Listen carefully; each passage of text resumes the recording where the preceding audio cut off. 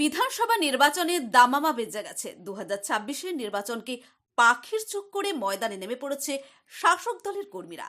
আজকে বাঁকুড়া সাংগঠনিক জেলার তৃণমূল কংগ্রেসের 6 জন প্রার্থীদের নিয়ে শহরের ছিন্নমস্তা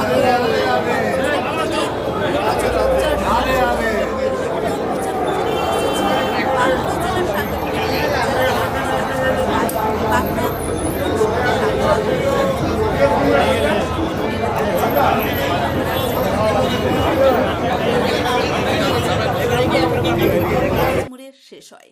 এ বিষয়ে জেলা সভাপতি ও সাংসদ কি প্রতিক্রিয়া দিলেন, শুনুন সেই প্রতিবেদন।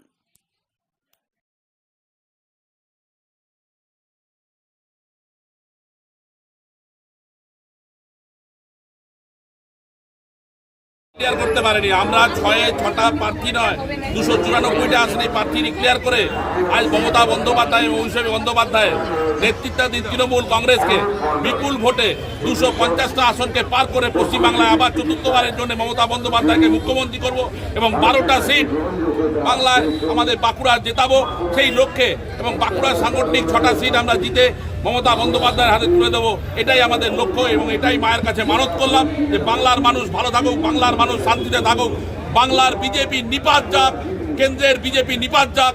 যারা বাংলার মানুষকে রোহিঙ্গা বলে, যারা বাংলাদেশি বলে, তাদেরকে নিপাত যেতে বলছি আমরা। বাংলার মানুষ সেটা প্রমাণ করবে নির্বাচনের প্রথম লগ্নে এবং 4 মে আমাদের সবুজ আবির দিয়ে আমরা বাঁকুড়াবাসী সবাই মিলে আমরা আবির খেলবো। জয় বাংলা। আমাদের সমস্ত প্রার্থীরা ছিল, হনুমানজি মন্দিরে পুজো হয়েছে, আমরা ছিন্নমস্তার কাছে হাতে আশীর্বাদ দিচ্ছি, মাকালির কাছে সকলে ঐক্যবদ্ধভাবে লড়াই করে আমরা বাঁকুড়ায় একটা জনগণ তৈরি করবো। নির্বাচনে এরা ঝড় উড়ে যাবে।